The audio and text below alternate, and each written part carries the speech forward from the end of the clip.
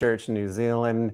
My name is Christopher Elliott. I'm a consumer advocate and journalist, and you are joining my live stream. Thank you so much for being here. It is 8 a.m. in Christchurch, New Zealand on Monday. So you know what I like to say about the news being a full day ahead? You're getting tomorrow's news today. I'd love to know where you are. And since this is a live stream, we can do that. So leave a comment, let me know where you are, sign in, say hello, and all that. We've got a great live stream for you today because we are talking about artificial intelligence and customer service. Customer service, of course, is one of my very favorite topics in the whole wide world. And I know that's something that's near and dear to you too. So the way a live stream works, I guess I should probably explain, is that I am multi-streaming on lots of different platforms. So you can see me right now, for example, on YouTube or on Facebook, and I have a Facebook page and I have a Facebook company page, or also on Twitter and on several other platforms, LinkedIn, of course, as well. If you see me now and it is live, so it should say live right here on the screen, you can leave a comment and I'll get it and I'll read it right here and we can have a conversation. So I love doing this kind of streaming because it's very interactive and I get to talk to you and we get to exchange ideas. So yesterday we had a really amazing live stream too, and I will link to that later on. But today I have a story on my website on elliott.org about customer service and a particular part of customer service, which I think people have just now started to realize is happening, and that is automation. And a couple of things have happened in the last month that I think are really, really concerning. One of them is that late last year, Frontier Airlines decided to end its call center and direct everyone to its website. So you can't really call Frontier Airlines anymore to get customer service. Now you have to use its online chat or go through Facebook. And a lot of folks were unhappy about that because they like picking the phone up and making a reservation or getting help on the phone. But then, not to be outdone by that, only a few weeks ago, Alaska Airlines decided that it was going to take some of its self-service kiosks out and make people use their Alaska Airlines apps to check in. Now you can still use a check-in, they still have counters over there, but they're really pushing people to use these apps and maybe not the kiosks anymore. People are very concerned about that. And the reason why is, as I described in the story, is that Frontier Airlines is now charging an extra $20 if you want to use a real person to check in. So they're charging you more. Frontier says, and I asked them about this, Frontier says, well, we're saving money by having people use these self-service options and tagging their own bags, for example, and checking themselves in. And we're passing those savings along to you. But people who in the industry who I know, who I interviewed for this story, say that's absolute nonsense. They're not passing the savings along to you. It's getting passed along to the shareholders in the form of better profits. So the concern is that this is going to take off, metaphorically speaking, in the rest of the travel industry, and that you're going to have hotels where you try to check into a hotel and there's no one there. You have to use an app or you have to use a screen. It may happen, we already see it in the car rental industry too. So today's question for you is, what do you think of the self-service trend that's happening right now in the travel industry? Is it good? Is it bad? What do you think is lacking? Where do you think it's appropriate? And where do you think it's inappropriate? So please leave your comments. And we have some comments already. So let's just jump right into those comments. Okay, look at this. Steve says, hey, Chris. Hey, Steve, good to see you. We've got a Facebook user in Orange County, California. Wow, okay. Like I say, it's a really global audience here. Janet says here. Janet, where is here? You gotta let me know. Vantage update. That's why I tune in. Okay, yes, I will give you a Vantage update in a moment. Actually, we have another Vantage comment here. The whole reason that I started doing these live streams is that we had a situation with Vantage where they would not talk to people and we had no idea what was going on. So Vantage wants to move in the same direction as Frontier. Okay, this is definitely on topic. Just doesn't want to work with the demographics, self-service on their website-based portfolio account. I'm glad you mentioned Vantage. We should just talk about that. I have tried for days and days to get a hold of someone at Vantage, and they are not responding. They do not want to talk to a journalist. We don't have very much to go on except the update that I had yesterday about Vantage, which is that they were canceling more of their sailings. What is going to happen to the other sailings that are scheduled for the next couple of weeks ahead? We just don't know. If Vantage got back to me and said, okay, this is the situation and this is what's going on, then I'd be able to update you. But Vantage will not talk to me. As far as I know, it will only talk to other journalists if they've made a mistake in a story. And so far, fortunately, I haven't made any mistakes in my story. That means I don't get to talk to them. So maybe I should just make a mistake and see what happens. I don't know. Janet says from Clearwater, Florida. Okay, yeah, that's a great place. Steve says, like I said in my article comment, it's good and bad. Okay, yes. So we do have a lot of comments in that article. And Steve's comment was that basically there are some instances where automation is good, when it can save money and when it can speed up the process, but it can be a very bad thing when people need extra attention and all they have available to them is a machine to look at or an app that they have to stare at. And one more thing too is what happens when you have to download an app and then you don't have internet? And that's happened to me before when I'm in a foreign country and I don't have a SIM card that works. And guess what? I can't use the app that I need to check in. And that has happened. Fortunately, I have an eSIM and I've been able to get around that, but it's not always easy, let me tell you. Stephanie says having to pay $20 to talk with a real person is ludicrous. Makes me not want to use that airline. That would be Frontier Airlines. And there are a lot of people who say they don't want to use Frontier. The issue, though, is that Frontier they have a lock on in some markets. I mean, if you want to fly out of Colorado, you've got Frontier there, and you kind of don't have very many choices. Boy, we got a lot of comments coming here. Latif says, I don't really have an issue using apps and generally find them more convenient as long as there is a process to handle more complex situations. Agree with you. And my issue is if you do have a complex situation and you go to the counter, like you say, let's say the hotel is going to offer you a $10 discount for checking in online, and then you can't check in online, and the fee to check in is $20 with a person. So then you go up to the counter and you say, look, I can't check in. They say, okay, let me see your credit card, swipe the card, pay an extra $20, and then they will check you in there. I mean, I can see how we might be moving in that direction where it's a fee to get a person if a person isn't available, and then they charge you extra. The same way they do for luggage right now. If you prepay for luggage, it costs a certain amount. But if you pay at the airport for luggage, it's going to cost you much more than that. So if that happens, I think it's a very, very bad thing. All right, Facebook user laughing out loud. Thank you very much. I'm laughing out loud. It's Monday morning and I haven't had my caffeine and I still feel very caffeinated. LinkedIn user says, are automated customer service bots really well equipped to handle myriad problems, situations? What about lost baggage, for example, flight changes, cancellations? Nuh-uh. AI is not very good at doing that. I mean, what I could do here is open a screen and we could talk to ChatGPT and see what it would do. It wouldn't do very much. ChatGPT likes to say, no, I can't do that. No, I can't do that. And as I mentioned in a previous live stream, if you ask ChatGPT for things like executive contact information, not only will it refuse to give it to you, but it will say that it's not available, which is not true because I published that on my consumer advocacy site, L8.org. Of course, you all know that. Janet says, fine with online check-in, avoid lines. Chatbots are not helpful in my experience.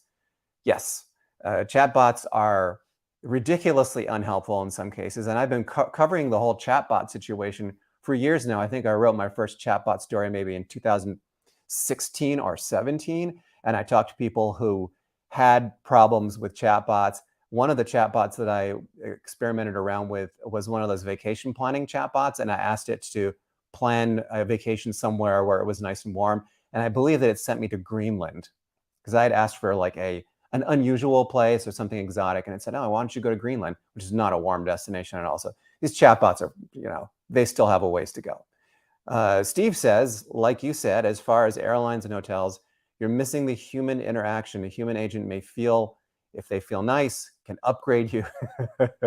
Yeah, I know. I love that too. If you smile at a gate agent or a ticket agent and you act nice to them, they may put you in a nicer seat. I don't think robots can do that, not yet at least. No, they cannot do that. They are strictly by the book. They're artificial intelligence. So if you tell them to do one thing, you program them, that's what they're going to do. They are not going to give you an upgrade for smiling at them, for sure. Okay, back to Vantage. Like I said already, I have been trying to reach Vantage for the last couple of days. Vantage is, just for those of you who are joining us and don't know anything about the Vantage situation, it is a luxury tour operator slash cruise line, operates out of Boston. About 2 weeks ago, they stopped answering their calls. Their site went dead. They said that they had a ransomware attack, but then they also started canceling sailings.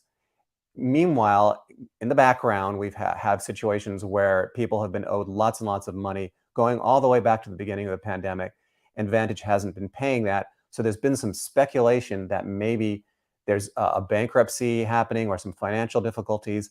That hasn't happened yet, but we do know, and I've received even more emails from people who say that they're independent contractors and that they have not gotten paid.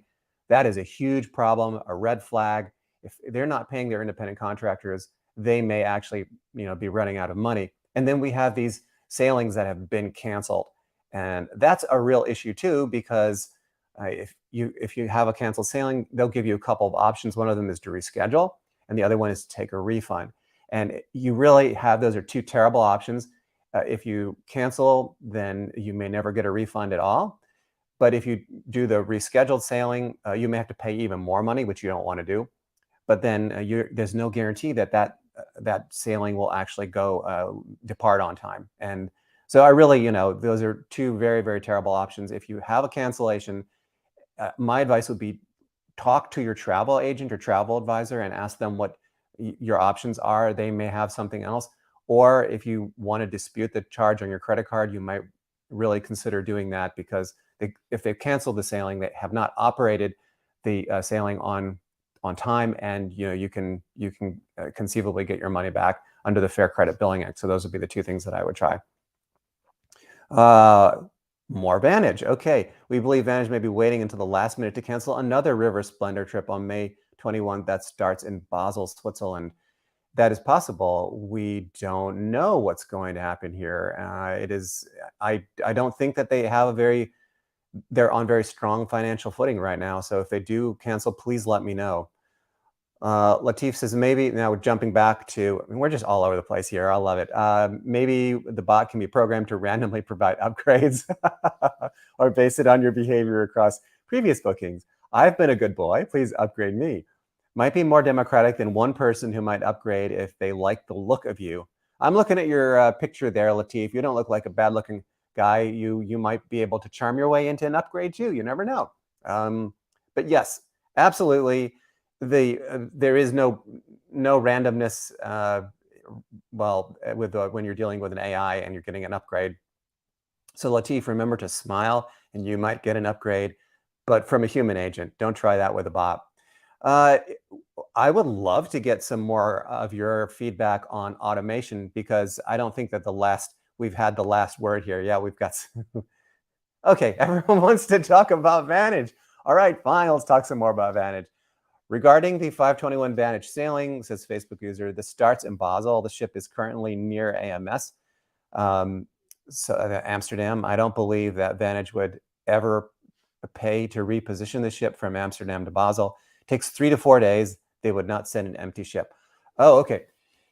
And yes, you can now track your cruise ship online. And so a lot of folks have been doing that just to see if they're going to be, leaving as scheduled, and they're finding that, the ship that they were supposed to be on is not where it's supposed to be. It is a long journey down the Rhine River to get to Basel. And if they're not going to run that ship down there, then yeah, you don't have a sailing. That's pretty simple. Latif says, I don't have the blonde advantage. Well, I mean, yeah, there are certain passengers that are going to probably have more luck with the whole upgrade thing, but I don't know. Steve says, I think humans can also work with you. I remember I was staying at a hotel in Las Vegas when I noticed a room bar charge, even though I didn't even open the mini bar, presumably. And yeah, I don't think that hotels are ever going to completely get rid of people. There's always going to be a general manager somewhere on duty.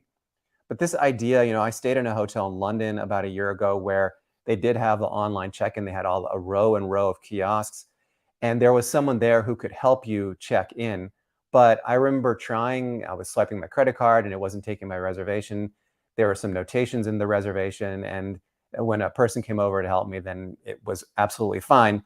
But if there had been no one there, then there would have been a real serious problem. And see, that's what I'm afraid of, is that hotels, airlines, car-owned companies are just going to say, hey, these kiosks are working just fine, or everyone's got our app downloaded, and so we're just going to give everyone, the people are going to just be sent somewhere else. If you do that, then you're really asking for trouble, because it's just a matter of time. I mean, it's a matter of minutes before someone walks up there whose phone doesn't have an internet connection, or who really can't use a kiosk. Maybe they have a disability. And then what are you going to do? Okay, jumping right back to Vantage. We've got someone who says the ship has been near Arnhem for at least a couple of months. So wow, that ship has just been docked there. I wonder if it's been put on mothballs or something like that. Jumping back to our other subject, I went to the front desk. They took it off because they said this is this extra charge. Sometimes if you put your keys on the shelf above the bar, I think it moved it.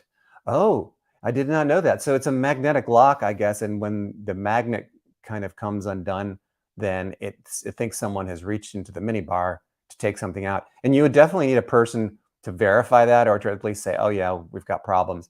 A chatbot would not be able to help you with that. And Steve says they also send someone up to verify that. Okay, good. All right, Vantage is not cruising Amsterdam to Basel. How about they cancel the 521 Basel to Amsterdam tomorrow? I have a pet sitter hired and need to get some notice. Oh, that's so hard. I don't know what to tell you, because I don't have any insider knowledge at all on whether they're going to cancel that sailing. I'm so sorry. I just don't know. But I will see if I can try to find out. And if you email me, I'll see if I can get to you. My email address is chris@elliott.org, chris@elliott.org. We had some actually really interesting comments overnight on the story. I wanted to share some of those with you, because a lot of people clearly believe that we have taken automation way too far. From Jay, Jay's a good friend of the advocacy. I hope you're watching this, Jay. Self-service is a fine option, he says. It should never be forced. As a matter of law regulation, it must never be an added fee option, because that will end up being discriminatory. So Jay makes an interesting point here, suggesting maybe that if you have to charge someone extra, it may be discriminatory and illegal.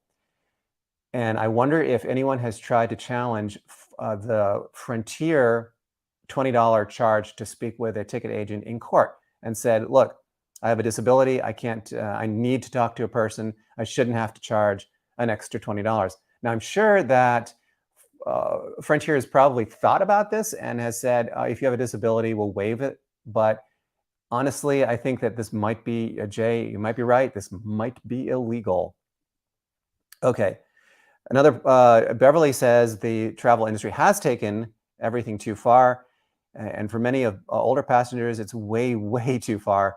Might not be as tech savvy. I might not be tech savvy at all, or they may not be tech savvy at all, nor do they read or hear or well often. So yes, if you're an elderly traveler or someone even with a disability, this whole thing where you have to log in and use an app to check into your flight, and you can't use a paper boarding pass, that is really, really problematic. And it may even stop some people from traveling in the first place. I think that even self-check-in at a hotel might be problematic for them, because what if you don't have a cell phone and I know people who don't use cell phones, and it's absolutely fine. There's no law that says you have to have a cell phone. It's not a requirement to travel either. If it was, then airlines would say you need to have a cell phone to travel, but right now it is not. You can still do paper documents for everything. I wonder how much longer that's going to last. If you're watching this live It would say live on your screen. Then I'm here right now. I'm in Christchurch, New Zealand. It is Monday morning, 8:30ish, and I would love to take your comments. So please leave a comment, whether it's something about automation or you want to talk more about Vantage Travel. I don't mind at all. You can do that. And I'm happy to sit here and speculate and talk about all that and answer your questions, because all I do pretty much all day is sit here and answer questions. So I'm happy to do it online live. Why am I doing a live stream? Good question. I'll tell you why. It's because of artificial intelligence. So I started doing the research on this story about 2.5 weeks ago, and I began to realize that a lot of the news that you're consuming is generated by an AI. And don't get me wrong, it's not that the AI is writing the entire article. It's not that at all. It's that the AI is providing headline suggestions, providing suggestions for search engine optimization, so which keywords to use. And sometimes it's even writing entire paragraphs or suggesting entire paragraphs or entire sections. And yes, there are some news outlets that are writing, their whole stories are being written by AI. And I thought, what is one way that I can prove to you that I'm not an AI, that the news that I'm bringing to you is not artificial intelligence?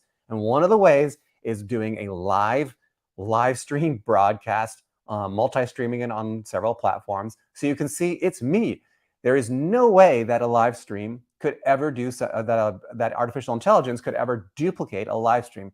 I'm sure that they're working on it right now, but you can see me. I'm making mistakes. I'm rambling. It's me. And there is no way that an AI could ever do that. So this is one way, I think, of just verifying for you that I'm real and that the news that I'm bringing to you is real. And it's so authentic. It's almost unfiltered. I mean, basically, I sit here all day on the sofa here in a rental in Christchurch, New Zealand. And when I'm not out walking with my sons, I am helping answer questions. And so sometimes it's difficult to know, well, did this guy really write this to me? And the answer is yes, I'm here and I'm actually trying to help you. So happy always to answer your questions. I am not an AI, and that's why I'm live streaming. Also, it's a ton of fun. I don't know if an AI would have as much fun as I am doing live streaming.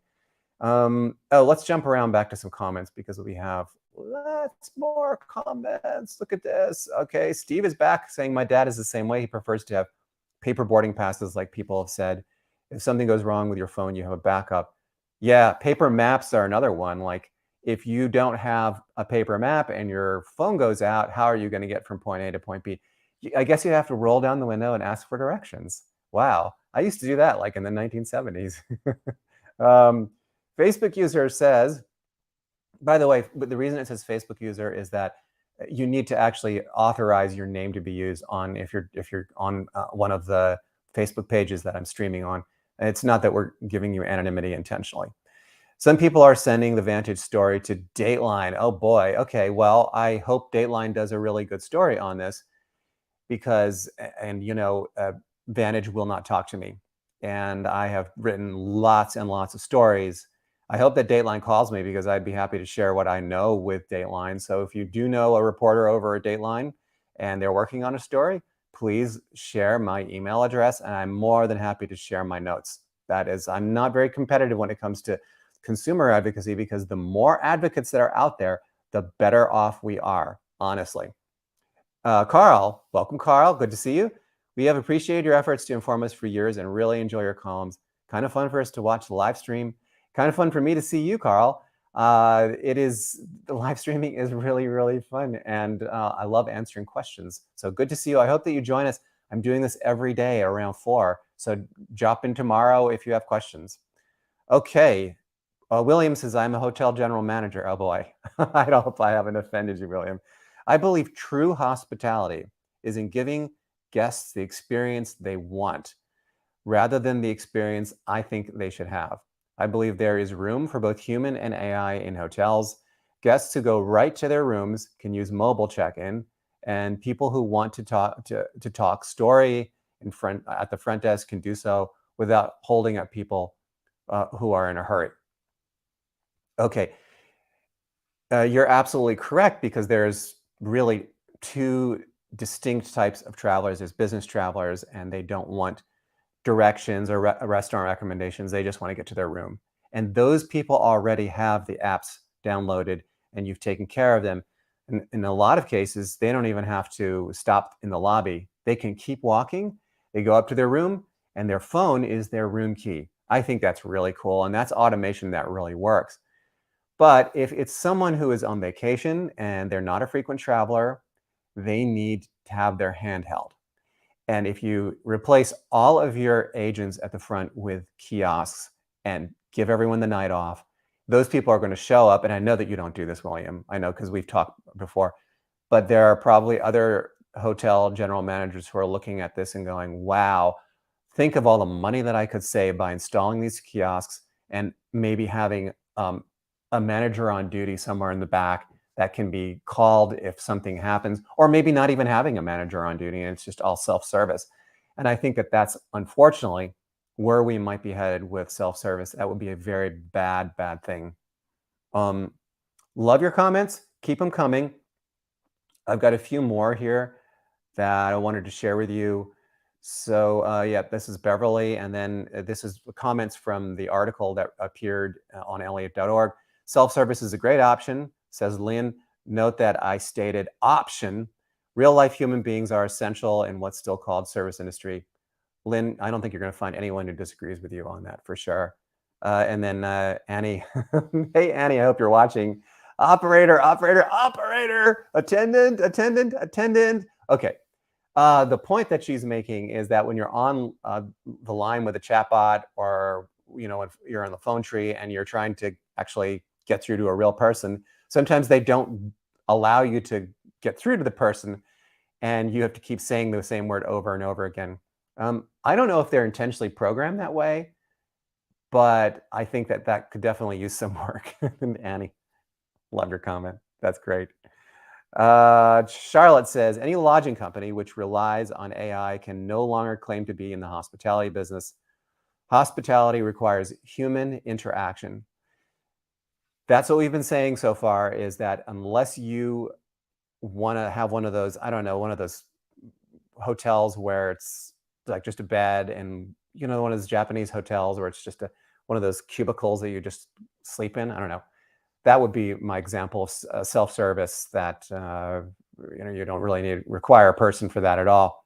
But unless you want one of those hotels, technically that would not really be a hospitality industry. That would just be like a self-service bed. You really need to have people. You need people, to service the rooms. You need people to greet guests. You need people if there's, as a concierge, if they have any questions. And if you serve a meal, you need people to handle that as well. People are never going to be taken out of the equation, not just in the hospitality industry, but in transportation, airlines, trains, buses. I don't see a day in the near future when bus drivers or pilots are taken out of the equation. So when the hotel industry and the airline industry and the car rental industry, when they say that they're automating and that's for our own good, we should be very, very skeptical about that, because very often they are doing that not for our benefit, but for their benefit and for the benefit of their shareholders. There are notable exceptions. William, you sent a comment in before. I think you're one of them. And I think there are a lot of folks maybe who are watching this in reruns who are in the industry and their motives and their heart is in the right place. And I applaud them. But please, guys, be really careful about how you implement AI. Your customers are watching. We're watching. I'm watching. And if you go too far, if you start charging people to talk to a person, I think you're going to see some backlash from your customers, and you're going to also hear from me. I hope you enjoyed this podcast. Thank you so much for tuning in. I called it a podcast, didn't I? It's really a live stream. I really don't have a name for it. If you have a suggestion for a name for this live stream, please let me know. We haven't named it. That's how new it is. We have not named it yet. Have a great rest of your Sunday or Monday if you're in my time zone, and I will see you tomorrow.